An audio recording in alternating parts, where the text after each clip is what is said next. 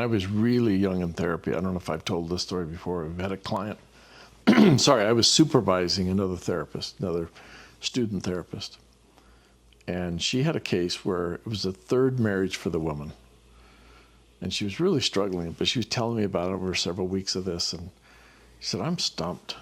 And what I'd learned was third marriage, girl had been raped at age 16, lived somewhere around Portland or Seattle, was taken out in the woods by an individual and raped. She somehow survived that. He didn't kill her.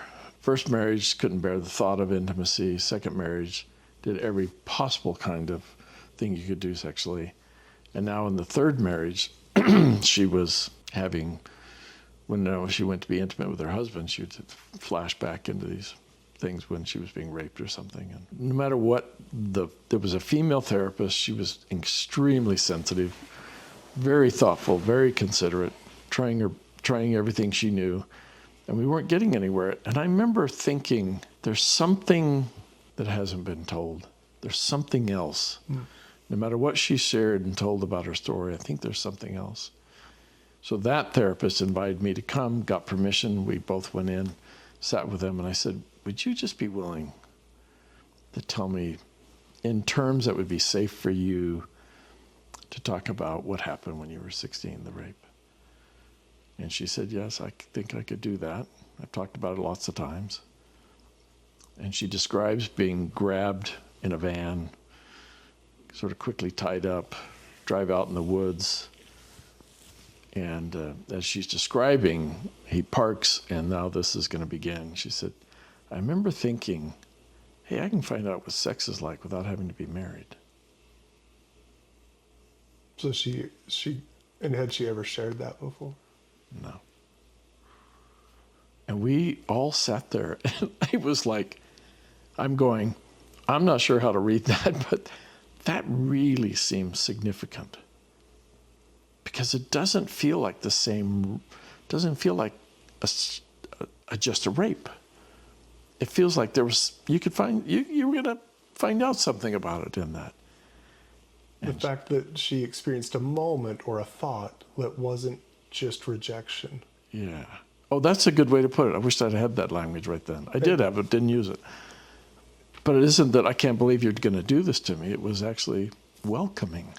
At least one moment or one thought or one feeling of like curiosity and then afterwards. She said, I've never told that part to anybody. And I said, well, yeah, I wouldn't want to admit it either. I get that. And she said, what must I have been like that I would have kind of welcomed that?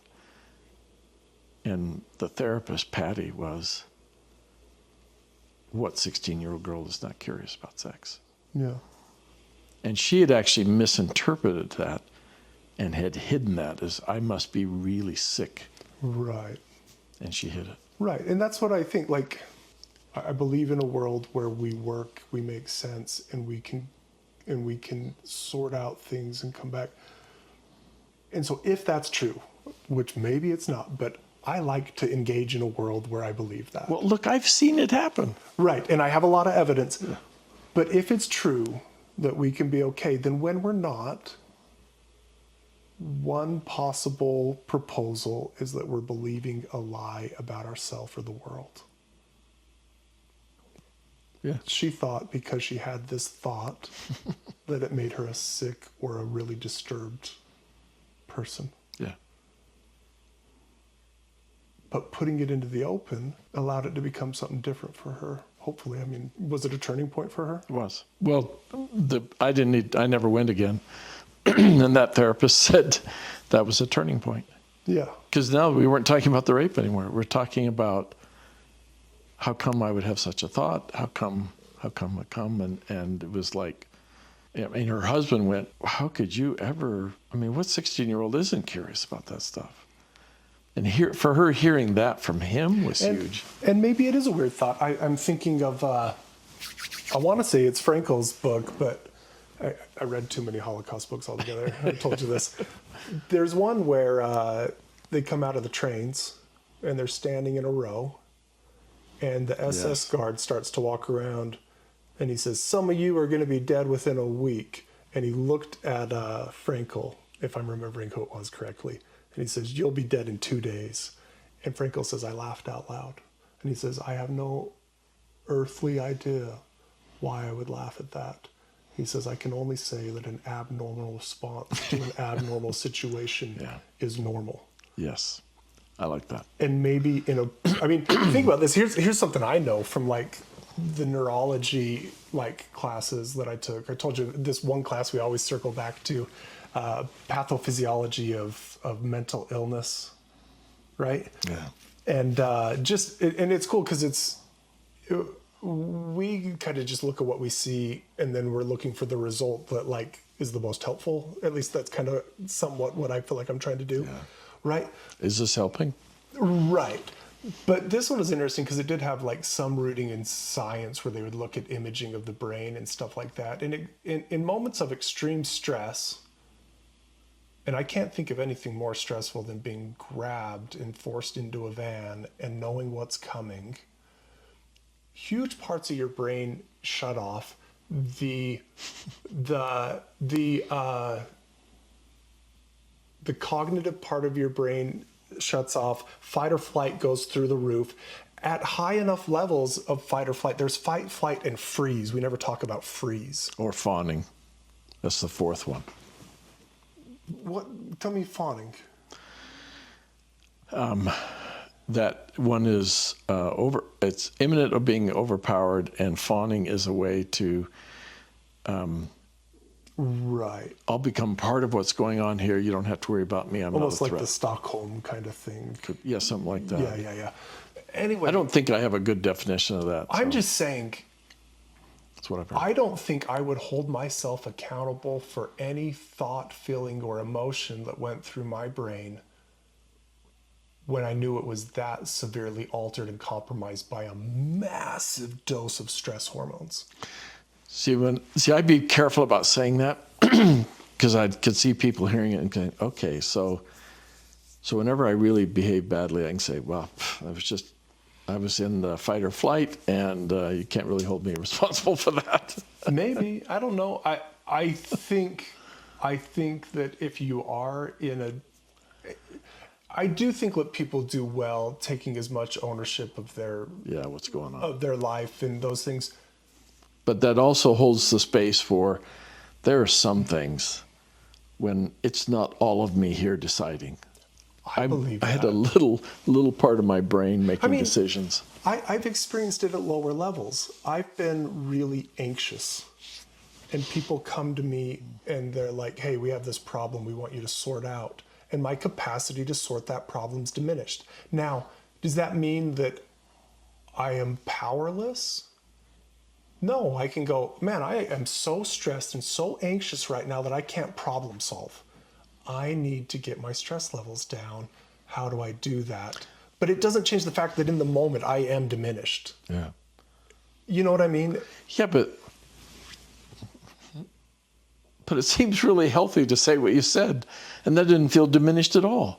The acknowledgement of the struggle you're in seemed really healthy. And I think that's the same thing, to acknowledge that in the middle of being assaulted, and my brain is flooded with hormones and chemicals and stress and cortisol, I might have a weird thought. And Yes. maybe I don't have to tie my entire identity to that thought. Yeah, I get that. Maybe that thought that happened in that moment, just like in this, from in the box, your thoughts all cling to something altered, right? Right. They're thoughts, they're happening. Yeah. Well, that's who you are then. Or can you go, oh, that's who I was in that moment. Yeah. And in the next moment, I'm not that. In the next moment, I don't cling to suffering. Okay. I don't cling to victimhood. Yeah. So do we get to recreate ourselves in each moment? And is it okay to say, in a moment of extreme stress, I had a crazy thought? But that doesn't mean I am that crazy thought. Yeah, that's. Do we get to continue to interact with it? I hear that. What I hear echoing in that is that the lawyer Brian Stevenson, who wrote Just Mercy, when he says, we're better than the worst thing we've ever done. Yeah. We're more than the worst thing we've ever done. Yeah. Yeah. Which is so honest, so real in my mind. Every time you think about an experience, you are recreating. I talk about this with a lot of people that talk trauma with me. Some things about a traumatic experience are concrete. What time was it? Where was I? What was I wearing? Who was there? Specifically what was said. Not what did it mean, but just the words, right? Those are all concrete. Every other thing about that experience is recreated each time that I think through it, right? Right. What did it mean that it happened? What did it mean about me? What did it mean about the world? What did it mean about the person that did that to me? That's all created each time. Every time. Right? And it has a chance, it's all plastic, it's all malleable, and can become something different over time. What do we, I don't even say what should it become? I say, what do we hope it might become? Right? Just to open like, oh, wouldn't it be nice if it didn't mean that I'm so deranged that I had that thought? Or that I'm twisted, or I'm right. What if it's just bad. Under extreme duress, my brain spit out a crazy thought. Yeah. And you get to add context to it. I told my husband, and I never would have told him, but I did tell him, and he didn't think it was a big deal. He thought it was a fine thought to have. I told my therapist, and she goes, most teenage girls are curious about sex. And that's what that person thought. But neither of those two people who I trust, neither of them said, you're twisted. Oh, you were a bad girl.